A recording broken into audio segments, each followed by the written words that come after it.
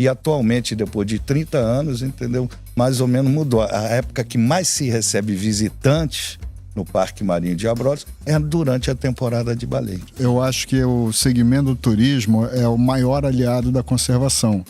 Fizeram uma pesquisa, por exemplo, a gente começou a trabalhar muito ali na região da Costa do Descobrimento. É uma região que é o segundo maior destino turístico do Brasil. Tem 1,5 milhão de turistas ano.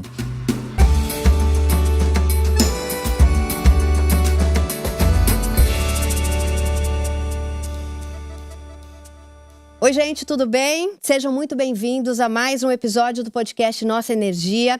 Hoje a gente vai falar sobre as 4 décadas do Parque Nacional Marinho de Abrolhos, que são completados nesse 2023. E eu gostaria de começar esse podcast com uma citação. Escutem só. As ilhas dos Abrolhos, vistas de uma certa distância, são de um verde brilhante.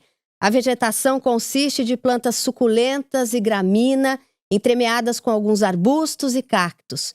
O fundo do mar em volta é densamente coberto por enormes corais cerebriformes, corais pedrentos, solitários, de aparência semelhante ao cérebro.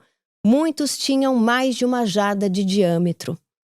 Eu tenho absoluta certeza que os nossos 2 convidados de hoje conhecem, sabem de quem é essa citação, mas você que está assistindo ao podcast tem alguma ideia de quem escreveu isso? Esse é um relato de Charles Darwin, que foi um grande naturalista britânico, autor da obra A Origem das Espécies, e o Darwin escreveu isso no dia 29 de março de 1832, há quase 200 anos atrás. Situado no litoral sul da Bahia, Abrolhos foi o primeiro parque nacional marinho que foi criado no Brasil. Está inserido ali nessa região que abriga o maior complexo de recifes, maior biodiversidade marinha aqui do Oceano Atlântico Sul. E é lar para diversas espécies de peixes, para corais, alguns que não existem em nenhum outro lugar do mundo, né? É o principal berçário das baleias jubarte. A gente vai falar muito sobre elas hoje. A reserva possui um papel vital na economia local, especialmente no turismo. A gente vai conhecer um pouquinho mais, vamos discutir sobre a importância de se preservar esse local único e como isso tem sido feito brilhantemente ao longo dos anos.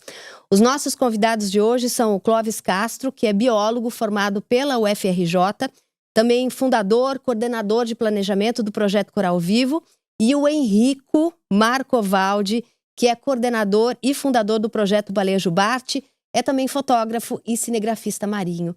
Muito obrigada por receber vocês aqui hoje. Eu estava começando aqui falando sobre Darwin, né? E eu ouvi falar que Darwin veio, mas ele mareava um pouco. Alguém conhece essa história? É verdade que o Darwin gostava mais de terra do que de mar? O Darwin, ele era muito jovem quando veio para cá. Ele tinha 20 e pouquinhos anos, 23, se não me engano.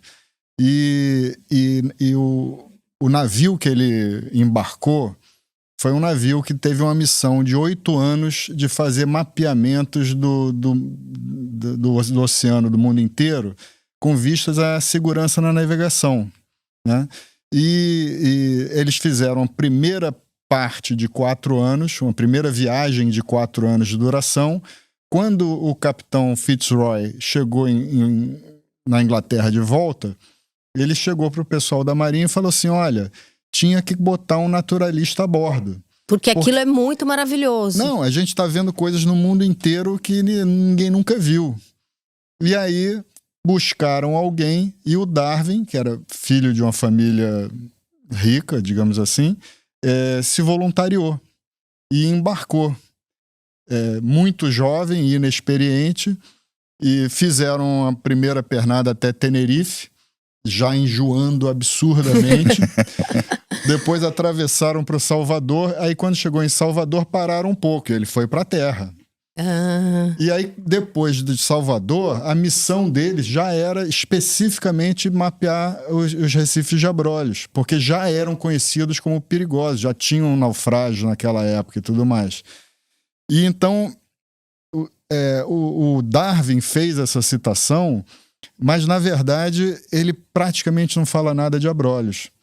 Ele menciona Abrolhos comparando com os recifes lá do Indo-Pacífico, no capítulo desses recifes do Indo-Pacífico. Entendi. Ele tem milhões de trechinhos para cada lugar do mundo que ele foi, mas ele não tem um capítulo Abrolhos, né? É um sujeito famoso, teve o mérito de olhar que tem recifes e tal. Recifes não, corais. Uhum. Ele não menciona recifes. Uhum. Agora, o Capitão Fitzroy, no livro dele, que é de uns 3 ou 4 anos antes do livro do Darwin, ele descreve de uma maneira assim que qualquer um que já esteve em Abrolhos diz assim, isso é em Abrolhos. Porque ele primeiro ele foi ao largo e aí ele pegou e fez uma reta em direção às ilhas, passando pelo meio do Parcel dos Abrolhos, do famoso Chaperões de Abrolhos, né? E ele menciona que não, uma coisa muito estranha. De um lado do navio tem 4 braças, do outro lado do navio, era um navio mais ou menos pequeno, tem 20 braças, e isso se repete, ou seja, ele estava passando pelo meio dos Chaperões, Uhum. né? E o Darwin, provavelmente ele largou o Darwin nas ilhas e foi trabalhar, fazendo as sondagens, né? Medindo profundidades e tal. E o Darwin, então, olhou ali os lagartos, as plantinhas, e na beira do mar, assim, tem muito coral até hoje, né? E viu ali uns corais e tal, mas o estar embarcado para ver o que estava acontecendo no mar, ele não estava, né? Então a gente está fazendo justiça aqui nesse podcast hoje, dando crédito a quem olhou ali com mais atenção, né, para Abrolhos. Isso. Na verdade, eu acho que Abrolhos tinha que ter um grande herói, que é o Charles Frederick Hart. O Hart, ele é um cara que é considerado o pai da geologia, do estudo da geologia no Brasil. A história dele dava um podcast inteiro só sobre ele. Muito resumidamente, ele veio ao Brasil a primeira vez em 1866, 30 e poucos anos depois do Darwin. Isso no século XIX era amanhã, né? E ele veio com um naturalista que trabalhava nos Estados Unidos, o Luiz Agassiz, que veio ao Brasil para poder contestar a teoria da evolução. Porque já que o Darwin tinha trabalhado muito em terra no Brasil, ele disse, não, vou para o Brasil que eu vou mostrar que o Darwin estava errado. Uhum. E trouxe o Hart de novo, um super jovenzinho, que chegou até Porto Seguro nessa viagem, só o que ele ouviu falar de Abrolhos, ele já ficou alucinado, mas ele não conseguiu chegar lá. Então, ele voltou para os Estados Unidos em 1866, conseguiu que um magnata lá pagasse uma vinda dele para o Brasil para ir a Abrolhos, e em 1867 ele fez uma viagem espetacular, ele passou meses em Abrolhos. Coletou todas as espécies novas que a gente tem de corais do Brasil, ele coletou e entregou para naturalistas americanos descreverem, né? Ele fez zonação. Eu não sei como que ele fazia isso, mas ele pegava um negócio assim, em cima tem tal bicho, depois tem tal bicho, lá perto do fundo tem tal outro bicho. Até o coral vela brasileiro é nomeado com o nome dele, Mucismilia Hart, né? Que as pessoas dizem, de Mucismilia de Hart, onde é que inventaram esse nome? É com base no sujeito que viabilizou a coleta do material. Uhum. Assim como outros naturalistas que trabalharam junto com ele também ganharam nome de espécie, né? Astrangia ratibuni, por exemplo, e coisas assim. Bom, a gente tem esses heróis ancestrais de Abrolhos, mas eu queria falar da vida de vocês, que são os heróis contemporâneos de Abrolhos, né? Pegando esse gancho que o Clóvis trouxe, Henrico, como é que foi o teu primeiro contato com essa região? A primeira vez que eu tive em Abrolhos foi em 1979, imagina. Era um adolescente, 15, 16 anos, participando de uma expedição, na qual eu fui convidado, ou entrei, né? Fui autoconvidado, uma expedição de estudante de oceanografia lá da FURG, na qual era o meu irmão, o Gui Marcovaldi, era um dos participantes, Lauro Barcelos, onde começou toda essa história, essa turma, onde começou toda essa essa história de conservação marinha do Brasil. Eu tive esse privilégio de conhecer Abrolhos em 1979. E como foi quando você chegou lá? Para mim, o adolescente deslumbrado, mergulhador, achei um lugar, isso fazia parte já, todo mundo falava de Abrolhos com uma coisa sensacional, isso foi maravilhoso. Lá não era parque ainda, né? Não tinha criação do Parque Marinha, mas era um lugar extremamente preservado, com muito peixe, com água cristalina. E para mim, foi dali que foi a minha maior motivação. Plantou para mim, né, a vontade de sempre estar lá, sempre voltar. E felizmente eu consegui morar lá durante um monte de tempo em Caravelas. Retornei, né? Porque o parque foi criado, né, em 1983, né? Mas só teve uma tentativa de implantação nessa época, entre 83 até 85, parece que não deu muito certo, não sei muito bem a história, mas só em 86 que foi um pessoal, o Júlio Gonçorowski e o Gilberto Salles, dois oceanógrafos também, ex-estagiários do Parque Marinho, do Projeto Tamar, que foi tentar criar o parque lá. E eu fazia parte dessa turma, fui convidado através dele para fazer, já era fotógrafo submarino, da vida marina na época, convidado para fazer levantamento de espécie, né, identificação de espécie, divulgação do parque, etc. Então, desde então, estamos falando desde 86, que eu vi todo esse processo de criação e recuperação, né, do ecossistema marinho. Que fiquei muito pressionado em 79, o que tinha de peixes, entendeu? E quando eu voltei em 86, quando não tinha quase nada. Sério? É. Então foi impressionante. O que aconteceu nesse meio tempo? Foi porque o Abrolhos ficou famoso, né? Como lugar de caça submarina, de pescador. Todo o litoral também ali, aquele extremo sul-baiano, começaram a ter embarcações dos pescadores mais a motor, que antigamente eram muito a vela, motores pequenos, barcos precários e pequenos, entendeu? Então os pescadores começaram, tanto o pescador, o caçador submarino, o princípio é o pescador mesmo ali, conseguiu acessar Abrolhos com mais facilidade. E lá é uma região, né, Clóvis, o arquipélago é muito pequeno, entendeu? É muito pequeno, muito fácil. Então muita rede, muita pesca, muita coisa, realmente, apesar... Como se criou em 83, mas não tinha nenhuma fiscalização. Então, quando eu retornei lá em 86, na primeira vez, fiquei impressionado com como caiu a quantidade de peixe. Impressionante, depois que foi implantado o parque, 4, 5 anos depois, você nitidamente via a recuperação, principalmente dos peixes. Que o Clóvis pode aqui confirmar, o ecossistema marinho consegue se recuperar com a velocidade muito grande. E o que aconteceu com o Parque Marinho de Abrolhos? Pelo menos na minha concepção. E Clóvis, qual foi o teu primeiro contato? Então, eu perguntei para o Henrique, eu queria saber como é que foi a tua primeira vez na região. Na região, a primeira vez foi no verão de 78, né? Eu era aluno de biologia e fui de turista mesmo, para mergulhar com os amigos. Mas a primeira vez profissional mesmo foi com o irmão do Henrico, o Gui. O Gui, nessa época, ele era... não sei qual é o cargo, mas hoje em dia chamaria de analista do então IBDF, que é o atual ICMBio, e que foi para lá com a missão de avaliar a área para a criação de uma unidade de conservação. Exatamente. E aí mandaram um convite para o Museu Nacional. Eu era aluno de mestrado do setor de corais do Museu Nacional, e me voluntariei para participar representando o Museu Nacional. E então fomos e foi a primeira vez que eu fui para o Parcel dos Abrolhos, né, que é mais longe da costa e tudo mais. E foi uma experiência assim fantástica. E aí na volta eu ajudei fiz um relatório circunstanciado da viagem, do que se conhecia sobre a região, que foi incorporado no processo de criação do parque. Tenho muito orgulho disso, mas eu sei que minha contribuição não foi pequena, né?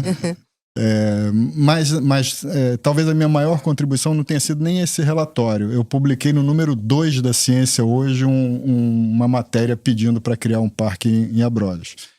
20 anos depois, essa matéria foi considerada uma das matérias mais relevantes da ciência hoje. Então, é outra coisa que eu me orgulho de ter no meu currículo, né? De lá para cá, encontrei o Henrico. Eu achava que era 87, ele disse que é 86. Aí o tempo passa, né? E a gente perde essa referência. Estamos falando mais de 35 anos. Mas nos encontramos lá. Foi a primeira vez que eu vi uma baleia na vida, ao vivo, né? E foi lá em Abrolhos, mas era muito pouco, era muito rara naquela época, né? A recuperação das baleias, o Henrico certamente vai falar sobre isso, mudou completamente a história lá na região.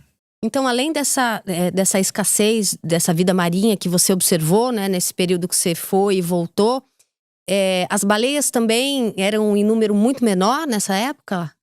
Era bem menor, mas a gente não imaginava que elas ainda existiam, entendeu? Entendi. Naquela época, a nossa geração, assim, quando jovem, quando se falava em baleia, parecia... Já estava existindo lendas e histórias antigas. A gente jamais imaginava que teria ainda baleia no Brasil e no mundo. Pensava por conta dessa caça predatória, né? Durante toda a caça que praticamente dizimou a população das grandes baleias no mundo inteiro, inclusive a nossa. Então, dos relatos de baleias naquela época eram raríssimos. E ninguém sabia que espécie era, onde eram, etc. Então foi uma grande surpresa quando a gente chegou lá durante essa implantação do parque, nas nossas idas e vindas ao parque, mas lá, o arquipélago de Abrolhos, a gente observou uma pequena porção das baleias jubarte que automaticamente se identificamos como jubarte. E estava, historicamente, caravelas tinha uma antiga armação baleeira dentro de caravela. Tá? Parece que a última baleia caçada lá foi em 1928. Então já tinha uma ruína lá dessa... Ligamos o fato, né? Que lá era uma área já de ocorrência de baleias, e criamos o projeto Baleia Jubarte. E aí começaram a identificação dessas poucas. Isso. Eram poucas quanto, Henrico? Olha, o projeto foi criado em 1988. Era uma linha de pesquisa dentro do Parque Marinho dos Abrolhos. O projeto Baleia Jubarte. Projeto Baleia Jubarte. Então a gente pode dizer que somos uma cria do Parque Marinho dos Abrolhos. Tá? A primeira estimativa populacional nossa lá, no princípio da década de 90, era se estimar entre 1.000 e 1.500 baleias. Atualmente, depois de mais de 35 anos, né, de projetos, estamos mais com 30 mil baleias, né? Aproximadamente, nossa estimativa, 30 mil baleias, que foi feito ano passado através do nosso censo aéreo. Então foi uma recuperação muito grande, muito bacana. Mas naquela época mesmo, teve o primeiro plano de manejo, né, que para a criação do parque deveria ter um plano de manejo. Foi feito o plano de manejo, não tinha nenhuma citação de ocorrência de baleia jubarte dentro do Parque Marinho. Imagine, né? E logo depois foi feito... Isso já é início da década de 90, né? Início na década de 90. E, para nossa alegria lá, estava lá, as baleias hoje estão lá, ainda é a maior concentração de jubarte ao longo do litoral brasileiro. Provavelmente é a maior concentração do mundo. Tá? Baleia jubarte é ao largo do Parque Marinho dos Abrolhos. Então, a importância ímpar que tem o Parque Nacional Marinho dos Abrolhos. E essas baleias, elas ficam ali na região em qual época do ano e qual época elas migram? Isso, as baleias jubarte, né, são da população do hemisfério norte, que elas se alimentam no Polo Norte. E tem a população do hemisfério sul, que se alimenta aqui no hemisfério sul. Dentro das 7 populações do hemisfério sul, uma delas é a nossa brasileira, né? Então, o comportamento principal delas se alimenta nos polos, a nossa aqui na Antártica, durante o verão, entendeu? E durante o inverno elas migram aqui para nossas águas brasileiras para procriar e ter os seus filhotes. Esse é o comportamento básico. Elas vêm no nosso inverno, porque ali no litoral da Bahia é uma água quentinha durante o nosso inverno. Isso, né? Que varia entre julho até novembro, né? Mas não agora, elas não se concentram agora só no Parque Marinho de Abrolhos, não é só no Banco de Abrolhos. Não, elas estão espalhando? Como a população começou a se recuperar, coincidentemente, foi nessa época, 86, 87, onde foi proibida a caça a nível mundial e a nacional também. Então, lentamente, a população das baleias jubarte vem se se recuperando e reocupando antigas áreas de reprodução, né? Então, atualmente, com esse aumento que teve da população, que estamos quase com 30 mil, elas ocorrem desde de São Paulo até Rio Grande do Norte. Então, não é o privilégio da ocorrência de baleias, agora não ficou só no Banco de Abrolhos, e sim em praticamente no litoral todo o litoral brasileiro. Inclusive aqui no Rio de Janeiro, cada vez mais a ocorrência das baleias jubarte cada vez está maior. Você tem visto, Sim, Henrico? nós estamos aqui agora, nesse momento no Rio, fazendo uma expedição, né? Saímos lá de Ilhabela, vamos até Vitória, no Espírito Santo, para ver assim, o levantamento da ocorrência delas. E no Rio de Janeiro estão fazendo cruzeiros espetaculares. Assim, muito além da nossa expectativa, para minha alegria, né? Sim. Estão vendo, quinta-feira agora, observamos mais de 29 baleias, imagina. Baleias jubarte aqui no Rio de Janeiro. Aqui na frente do Rio de Janeiro. Então até tem já um jargãozinho que a gente... hashtag baleias jubarte, com sotaque carioca. Né? Do plural.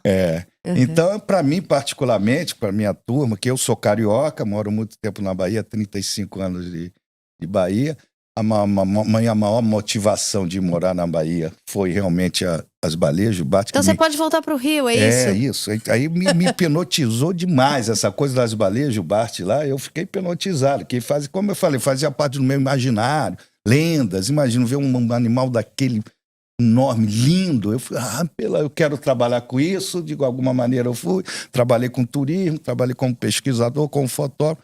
E depois de 35 anos quase, né? Eu volto para minha terra natal para ver as nossas queridas baleias jubarte no Rio de Janeiro. Então isso me dá uma alegria muito grande.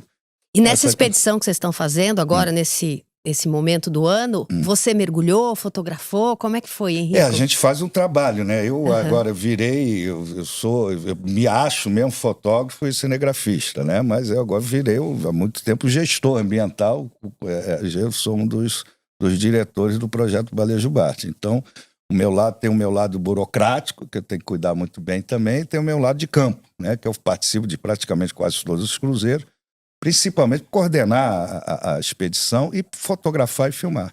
Então a gente faz tudo, fotografa, mergulha com elas, identifica, o trabalho tem uma equipe grande. Ficou de cara a cara com elas agora? Você não tem medo? Tenho. São animais, primeiro, para mergulhar com baleia, você precisa ter licença, ter uma experiência muito grande lá, o projeto Baleia Jubarte, né? A princípio, na legislação brasileira, é proibido você mergulhar com baleia, tá? E com todo fundamento, né? Porque apesar de ser muito dócil, são animais de 40 toneladas, 15 metros, então precisa muito cuidado. E também são a água aqui, a visibilidade da água no Brasil, ao longo do litoral brasileiro, não é muito grande, então é muito perigoso você mergulhar com a baleia. Então nós lá tomamos um cuidado só quando as condições são especialíssimas para fazer algum registro submarino, que a gente tenta fazer isso. E principalmente é para ver o comportamento das baleias jubarte debaixo d'água, as marcas naturais, etc. Né? Mas estamos de 1.000 baleias no princípio da década de 90 para quase 30 mil baleias. Então, e no Rio de Janeiro. Então aquele sentimento de dever cumprido. E tudo começou no Parque Marinho de Abrolhos. Pode dizer que o projeto Baleia Jubarte é filho do Parque Marinho de Abrolhos. Então temos uma gratidão muito grande com o Parque Marinho de Abrolhos, importantíssima unidade de conservação, exemplo para o Brasil. Bom, eu quero falar muito de baleia ainda, porque é um assunto encantador, né? Tem muita coisa ainda para te perguntar, mas eu queria falar com o Clóvis sobre o projeto Coral Vivo, né? Quando ele teve início, qual que é a importância do projeto, né? Não só para os seres vivos aquáticos, mas também para todo o meio ambiente. Conta um pouco assim a sua história com o Coral Vivo. Bom, eu sou um dos fundadores do Coral Vivo, né? Então a história do Coral Vivo se mistura um pouco com a minha. A verdade é que o nome Coral Vivo surgiu relativamente tarde nessa história, né? Porque eu tinha 22, 23 anos quando fui a Abrolhos com o Gui, e depois disso participei da criação de outras unidades de conservação, inclusive o Parque de Noronha e tudo mais. E quando eu me tornei professor do Museu Nacional, já final da década de 80, você consegue você vira servidor público. Então, assim, você já sabe que você tem um horizonte de trabalho de 35 anos, pelo menos, que é o tempo de aposentadoria. E aí você, então, pode planejar a sua vida mais longe. E a Débora Pires, que era outra professora recém-entrada no museu, éramos ali do laboratório que cuidava de recifes de coral e coisas assim.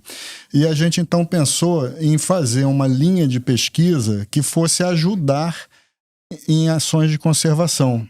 E essa linha de pesquisa era formação e renovação de comunidades de corais. O que significa isso? Primeiro, é saber como os corais ocupavam lugar no ambiente. Quando tem um filhotinho de coral, onde ele se aloja? Né? Qual profundidade, qual a luz, qual a espécie que pode dar junto de qual espécie e coisas do tipo. E, além disso, como eles se reproduzem. Porque como muitas espécies de corais do Brasil só tem no Brasil, você não pode pegar a informação de pesquisadores de lá de fora para saber como é que aquele coral se reproduz, quando, porque o coral é muito plástico. Ele pode ter os dois sexos agrupados, ele pode ter colônia de um sexo, colônia do outro, ele pode ter colônia que começa com um sexo e daqui a pouco o outro sexo aparece e coisas do tipo. Então a gente começou essa linha de pesquisa e tudo é demorado, né? Porque imagina, você tem que coletar ao longo de 2 anos para poder depois ver o ciclo reprodutivo. E a gente coletamos praticamente todas as espécies mais comuns, mas os corais cérebro, cujo gênero, o grupo de espécies inteiro só tem no Brasil, ele era, assim, muito importante no cenário brasileiro. E a gente fechou o ciclo com base em trabalho de histologia, ou seja, um trabalho insano. Você vai, coleta um fragmento com tecido, volta para o laboratório, tem todo um processo para tirar o esqueleto calcário, para descalcificar, que é uma série enorme, milhões de químicas que você faz para dissolver o calcário. Aí depois você bota num bloco de cera, aí depois você corta num micrótomo fatias de 8 milésimos de milímetro, aí depois você cora aquilo ali, depois você vai para o microscópio. Então, assim, é um trabalho insano. A Débora coordenou esse trabalho, eu não tenho essa habilidade, mas participei do movimento todo. E aí a gente começou a ver, olha, essas espécies se reproduzem entre março e maio, porque a gente não tinha a cada semana coletada, a gente tinha coletado a cada 2 meses. Essa outra espécie ocorre e tal. E aí a gente começou a dizer assim, poxa, agora a gente precisava fechar esse ciclo. E naquele momento a gente achava que a gente fechando o ciclo, a gente poderia começar a produzir corais em cativeiro, né, em tubo de ensaio. E aí, porque a fecundação é na água, não tem um mecanismo de fecundação como o humano, por exemplo. E aí, então, o Mauro Maida, que era um colega lá da Federal de Pernambuco, falou assim, poxa, por que você não pede um dinheiro para o Fundo Nacional de Meio Ambiente? E aí a gente falou assim, vamos fazer, é fluxo contínuo, é meio negociado. E aí escrevemos o projeto, era bom dar um nome para esse projeto. E aí a Débora, que é ótima de nomes, falou assim, vamos chamar de projeto Coral Vivo, porque é para ser vivo, é para evitar a morte e coisas do tipo. E aí surgiu esse nome. Isso foi em 2003. Negociamos, conseguimos essa verba do Fundo Nacional do Meio Ambiente, implantamos um pequeno laboratório com a parceria já do Arraial da Ajuda Ecopark, a beira-mar em Arraial da Ajuda, espetacular. E tivemos sucesso e tudo mais. Mas, assim, a gente começou a cair a ficha de que isso não era viável no mundo real. Isso era uma coisa meio acadêmica. Porque você produzia centenas de milhares de filhotes, mas a mortalidade inicial é gigantesca. E para você ter isso numa escala de recuperação de ambientes mesmo, o investimento e a infraestrutura necessária ia ser assim muito, muito gigantesco. Se tornava até inviável, né? Tornava inviável. E fora que assim, a gente chegou a manter um filhote de coral criado em tubo de ensaio por 5 anos, ele era desse tamaninho. Esse tamaninho é assim 1,5 centímetro de diâmetro. É verdade, tem que ter essa referência. Mas a gente começou a ver então assim, olha, tem que mudar o foco. O importante é não perder. E pesquisa científica é isso, né? Tentativa e erro. Você vê ali o que você consegue fazer, que te aponta para outro caminho, né? Pois é. E aí o que aconteceu? Acabou o período do Fundo Nacional do Meio Ambiente.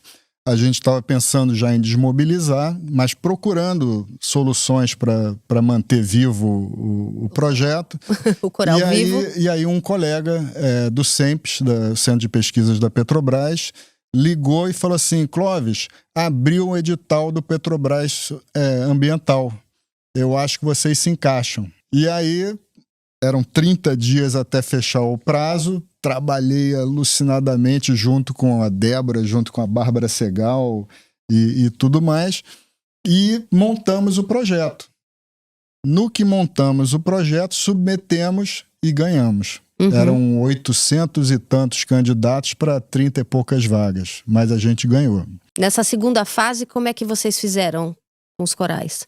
Então, nessa segunda fase, a gente continuou pesquisas mais acadêmicas para entender reprodução de outras espécies, inclusive, mas a gente já começou a trabalhar muito fortemente a questão de sensibilização da sociedade, a questão de educação ambiental, trabalhos nas escolas e tudo mais.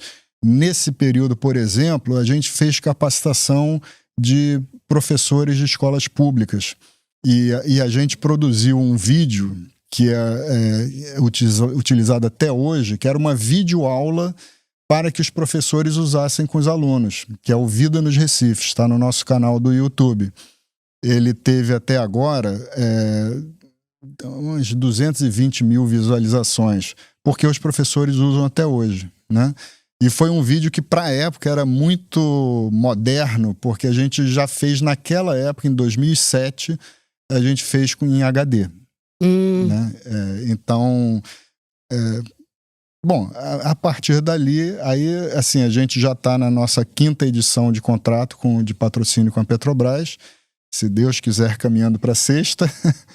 E é uma história de sucesso. A gente fez muitas coisas que foram muito marcantes para todo esse ambiente de conservação, desde edição de livros mais técnicos para uso por alunos de graduação, resgate de histórico, principalmente do livro do Laborel, que foi um francês que estudou os corais brasileiros na década de 60.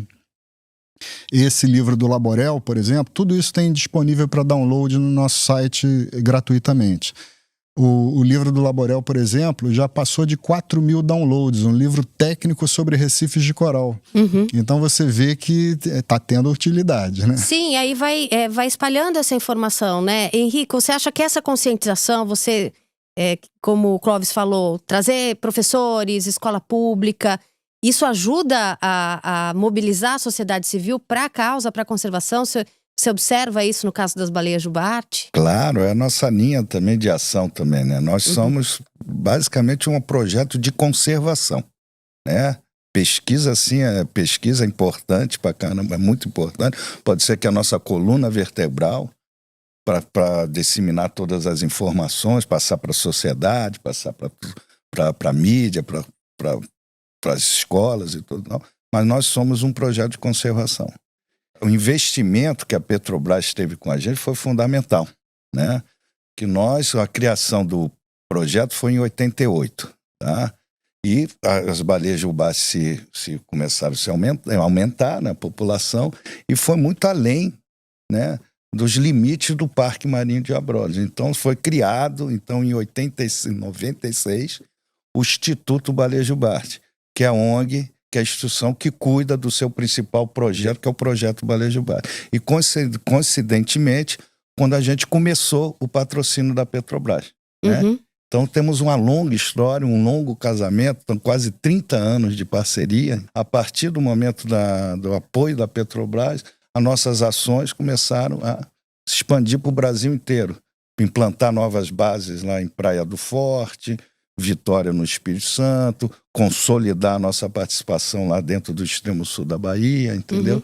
Como um projeto de conservação. Agora, conservação e turismo conseguem andar juntos? Ah, claro que sim, é uma ferramenta fundamental. É. Uma das ações mais importantes da nossa história é você promover, fomentar, capacitar e monitorar o turismo de observação de baleias, né? Porque fica muito fácil só os pesquisadores, essa coisa acadêmica, poucas pessoas que têm esse privilégio de ver as baleias, conhecer as baleias. Então nós, desde sempre, principalmente me orgulho de falar, eu particularmente fui sempre um grande promotor de convencer também os membros da nossa equipe de que a importância que é essa ferramenta de turismo, levar a sociedade, levar as pessoas para conhecer as baleias, que só é ali que as pessoas vão se sensibilizar e chamar pela nossa causa. São essa comunidade em total que vai chegar, não, vamos conservar as baleias, né? Então, aquela velha história de conseguir agregar um valor econômico em cima das baleias, né? Que por acaso esse risco de um retorno de caça. Então, vale muito mais uma baleia, aquela velha, vale muito mais uma baleia viva do que morta, né? Pela conservação da espécie, obviamente, mas também por todo o ecossistema econômico da região que se beneficia aquela disso. Aquela coisa, economia azul, né? É muito democrático, né? A observação de baleia, que beneficia um monte de segmentos, né? É o operador, é o marinheiro, é a pessoa que vai vender o artesanato de dono baleia, de pousada. Dono de pousada, dono de restaurante. São restaurantes. É muito... Gera aqui no Brasil, entendeu? Já está num patamar assim, importante de gerador de riqueza, de emprego, entendeu? Própria história lá do Parque Marinho de Abrolhos, né?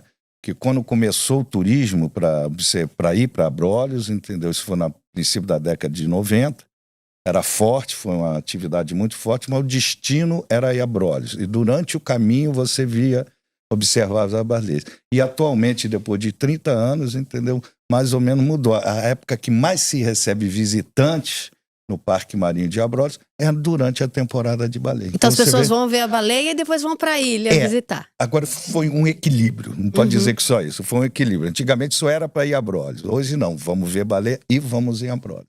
A história do turismo, Henrique, eu acho assim, a gente também não pode não deixar de fazer umas ressalvas. Sim. Eu acho que o segmento do turismo é o maior aliado da conservação. Fizeram uma pesquisa, por exemplo, a gente começou a trabalhar muito ali na região da Costa do Descobrimento, né? Porto Seguro, Cabralha, Trancoso, Corumbau, etc. Fizeram uma avaliação, uma região que é o segundo maior destino turístico do Brasil. Tem 1,5 milhão de turistas ano. E fizeram uma avaliação, 97% das pessoas que iam para lá por causa dos atrativos de natureza. Exatamente. Então, para esse público de 1,5 milhão de pessoas nessa região, por exemplo, se degradar a natureza geral, deixa de ser um destino. Sim, então, claro. O PIB local,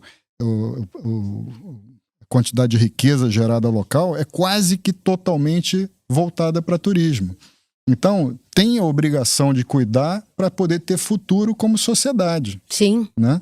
Então, assim, agora, não, é só aumentar o número de turistas? Não, é como falou o Henrico. Você precisa ter regras, ter condutas que as pessoas têm que ter.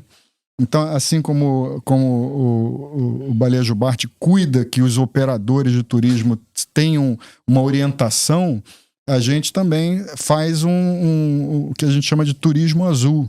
Então, a gente acabou de dar um curso para condutores de visitantes em unidades de conservação e coisas assim.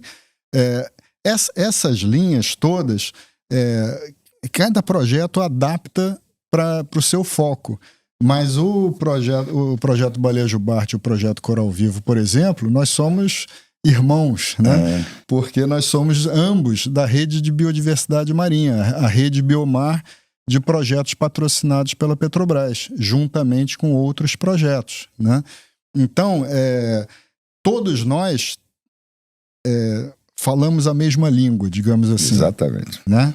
Todos nós nos apoiamos, todos nós tentamos ocupar esses espaços que facilitem a conservação.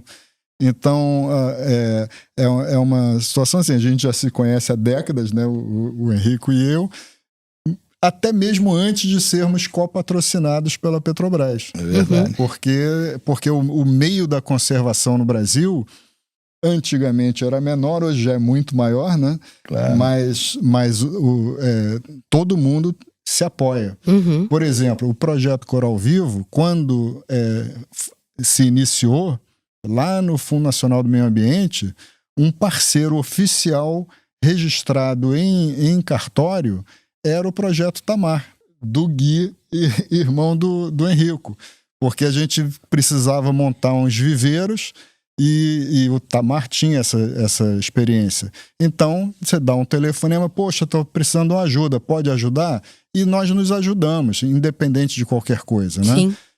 Porque um colega que consegue avançar na conservação da baleia, ou do mero, ou do albatroz, ou de qualquer outro organismo, vai ser bom para todo mundo. Uhum. Né? Então, tem essa irmandade, digamos assim, de objetivos, né? Agora, eu acho que uma pergunta que muita gente deve estar fazendo ao assistir o podcast, ao ouvir o podcast, só tem baleia jubarte no nosso litoral? Ou todo esse processo de preservação, a proibição da caça, também favoreceram outras baleias? Com certeza. Tem até o projeto Baleia Franca, que é apoiado também pela Petrobras há muito tempo, que a população está recuperando também. E elas ocorrem mais no sul do país, né? Uhum. Na Santa Catarina, principalmente. Mas temos ocorrência também de baleia de Braide, fim, são mais raras, né? Mas tem as orcas, que cada vez mais estão se recuperando também, estão sendo avistadas aqui no nosso litoral. Inclusive, essa semana vimos um grupo de orca aqui na frente do Rio de Janeiro, maravilhosa, um grupo enorme, para nossa felicidade. Uhum. Fotografou, Henrico? Fotografamos, fizemos tudo que tem que ser feito. E tem a baleia mink também, que é as menores das grandes baleias, entendeu? Então o mar brasileiro cada vez mais está sendo esse privilégio das grandes baleias que foram praticamente extintas, estão retornando sim no nosso litoral. E fica aqui mesmo, temos que cuidar delas, desse grande patrimônio natural que são as baleias jubarte, como são os corais, como são os meros, como são os golfinhos. Uhum. Como o Cláudio falou muito bem, faz parte dessa rede, essa rede Biomar, que é patrocinada pela Petrobras, que tem todos esses animais protegidos, né? E, para comentar, como o Cláudio falou muito bem, todo esse turismo tem que ter regras, realmente, né? De boas práticas do turismo.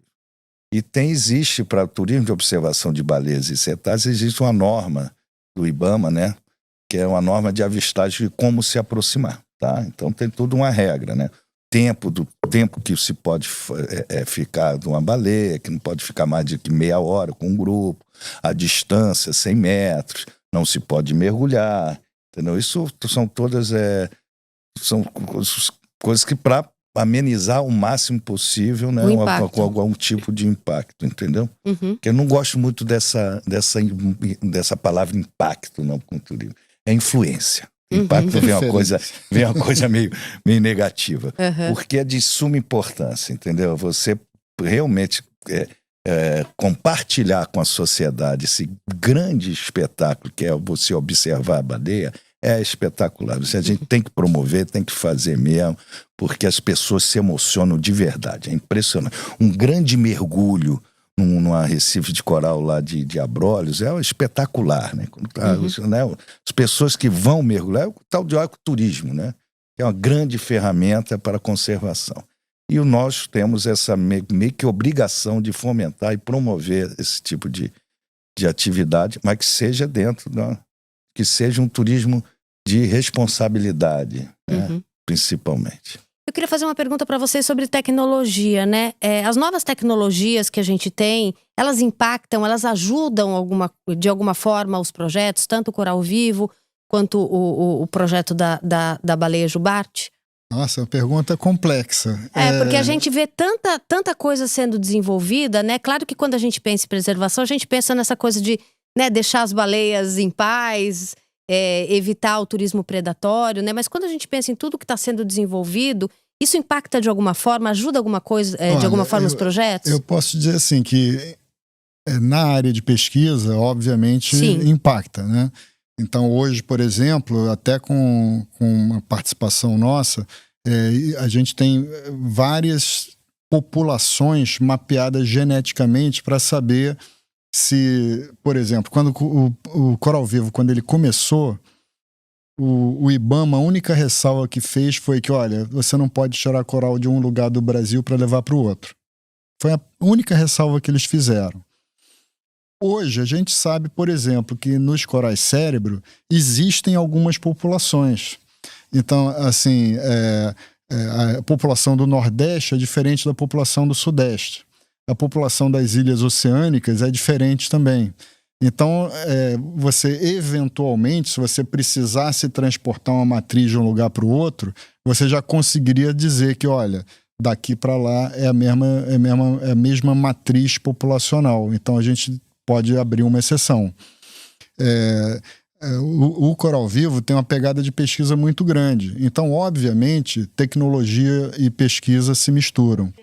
A gente tem uma base de pesquisas onde a gente tem, por exemplo, um sistema experimental, a gente chama de mesocosmo marinho, onde os tanques sofrem a mesma variação que está acontecendo na água no Recife em frente da nossa base de pesquisas.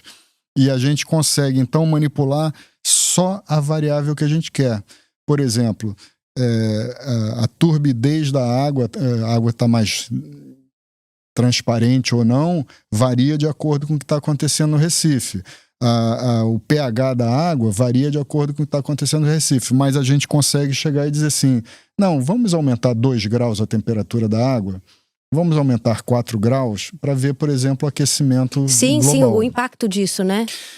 Isso foi uma revolução muito grande. Saíram já dezenas de artigos científicos em periódicos de ponta internacional. E tem impacto nos corais? Claro que tem. Isso aí já na vida de todo mundo, né? Tem impacto na vida de todo mundo. Inclusive, assim, uma coisa que a gente está muito preocupado agora é que esse ano está sendo previsto um El Niño muito grande. Muito rigoroso, né? E a expectativa é que o ano que vem os recifes de coral vão sentir essa pegada. Há 3 ou 4 anos, 2019, teve um aquecimento das águas do Brasil muito grande e foi a primeira vez que a gente viu no Brasil uma mortalidade em grande escala de corais. Especialmente dos corais de fogo. Corais de fogo, Mileprocicornis. Essa espécie ela tem uma recuperação mais ou menos rápida. Em alguns locais a gente começa a ver essa recuperação, só que possivelmente vem uma nova pancada agora no ano que vem. Então a gente também está todo mobilizado no Brasil inteiro. A gente tem uma rede de monitoramento ao longo de 3.500 quilômetros de costa para avaliar o que está acontecendo. Mas até mesmo em Abrolhos, eu tive lá o ano passado, por conta dos preparativos para o aniversário do parque, e eu que já mergulhei lá ao longo das décadas, eu fiquei assim muito impressionado, porque continua muito bonito, mas quem mergulhou antes percebe que tem alguns elementos faltando. Até tem um pesquisador francês, o Daniel Pauly, que ele criou um termo chamado... não sei como é que fala em português. Pode falar em francês, a gente te perdoa. Não, todo mundo publica em inglês. Ah, em inglês. Então, é uma síndrome de base móvel, seria a tradução. O que acontece? Eu mergulhei lá há 40 anos. Então, eu tenho uma visão do que é o Recife saudável. Aí, passam 20 anos e um aluno meu vai lá. E eu, quando eu vou lá, eu digo assim, poxa, os grandes peixes já sumiram. Mas a pessoa vai lá e vê um monte de peixe, de vez em quando um grande, muito peixe, e diz assim, nossa, que maravilha. Então a visão que esse meu aluno de 20 anos depois tem do que é o legal, não é igual a minha. Se vai alguém agora que nunca mergulhou em Abrolhos e mergulha, como aconteceu o ano passado, que a gente levou alguns pesquisadores que nunca tinham estado lá, acham espetacular. E eu que já mergulhei há mais tempo e conheci uma outra situação, o que eu chamo de pristino não é o que ele chama, porque ele não tem a visão do passado. Abrolhos, pesca-se em Abrolhos desde antes do Darwin. O livro do Charles Frederick Hart, ele era um naturalista, então ele em 1870 publicou tudo que se conhecia daquela época, de todos os autores, e muitas observações de 1867. Ele era um naturalista, ele não tinha métodos assim de estatístico e nada disso, mas tudo que ele via, que ele ouvia, ele botava no papel. Vou fazer um parênteses. Tem uma descrição da pesca da baleia em caravelas detalhadíssima. Como era o barco, quantos tripulantes tinham, porque era remo, né? Uhum. Quantos remadores, quanto o mestre, o arpoador, quanto cada um ganhava, quantas baleias pegavam por ano, quantas baleias simultâneas. Tem assim mega detalhado isso aí, né? E da mesma forma, ele tem a pesca da garopa. Ele descreve detalhadamente volumes do que faziam com a garopa, salgavam para mandar para Salvador e não sei o quê, e já pegavam muitas toneladas de garopa por ano. Isso em 1867. Né? Então, assim, a gente tem a tendência a ler os negócios, não, Hart que descobriu, Darwin que descobriu. Não, os pescadores já estavam lá há séculos, já conheciam tudo isso, entendeu? Muito antes dos cientistas, né? Os cientistas só foram pretensiosos de dizer que eram descoberta deles, né? Mas então, assim, e de lá para cá, eu imagino que se eu tivesse mergulhado em Abrolhos no século XIX, quando eu cheguei lá em 1978, eu disse assim, nossa, como está destruído isso aqui. Exatamente. Eu queria passar essa pergunta para você também, Henrico. Como é que a tecnologia, eu aposto que no caso das baleias, Jubarte, ajudaram você, provavelmente nessa catalogação, no entendimento dessa população? Com certeza a tecnologia, né, vamos ver o drone agora, que é uma coisa recente, tá nos dando assim, respostas maravilhosas. O que vocês conseguem ver? O tamanho das baleias e massa corporal. Aí você prova realmente que essa nova região de ocorrência aqui no Sudeste, você vê baleias menores do que no Banco de Abrolhos. Uhum. Né? Então isso é um dado bem bacana, né? Muito interessante. Né? Então você compara todos os tamanhos, como aconteceu na Praia do Forte, lá no princípio da década de 2000, que nitidamente as baleias lá eram menores. E agora as baleias já tem matrizes maiores, você vê baleias bem bacanas. Isso é tem várias outras ferramentas, não? Essa mesmo da genética, você vê análise mitocondrial, entendeu? Cada vez mais está mais refinado esses dados de sexagem, de idade, entendeu? De contaminação também, né? Que a pele, a gordura, você vê muita contaminação. Então, tem várias ferramentas da pesquisa que são direcionadas diretamente para a conservação, né? Deixa eu fazer uma pergunta agora, eu não vou me conter. Por favor. Curiosidade. Mas quer dizer então que a baleia carioca vem para o Rio, a baleia capixaba vai para o Espírito Santo, a baiana vai para Abrolhos. Essa é uma forma lúdica de se falar. Que antigamente, quando era na Bahia, nas baleias baianas, e todo mundo gosta, todo mundo quer puxar a baleia para si, né? Capital da baleia que é Vitória, capital da baleia que é Salvador, mas não tem nada a ver. A população enorme, a baleia que hoje está aqui no Rio de Janeiro, daqui a 3 dias está em Vitória. Mas são todas brasileiras. São todas brasileiras, pelo menos isso. Mas, nascidas e criadas. Até pouco tempo atrás eram tudo baiana, né? Aí quando começou em Vitória, os capixabas, não, são capixabas. Porque o Banco de Abrolhos, entendeu? A metade está na Bahia, a outra metade está no Espírito Santo. Então, com fundamento, o capixaba diz que também é uma grande área de concentração de baleia jubarte. Então, eu vou fazer só a pegada de professor, não deixa escapar. É porque o Banco dos Abrolhos, na verdade, é um alargamento da plataforma continental. Né? Que o Banco dos Abrolhos é o maior banco da costa brasileira, disparado. Então, assim, a parte conhecida, que é onde tem o arquipélago dos Abrolhos, é na área norte. Por isso que sempre a gente associa Abrolhos com Bahia.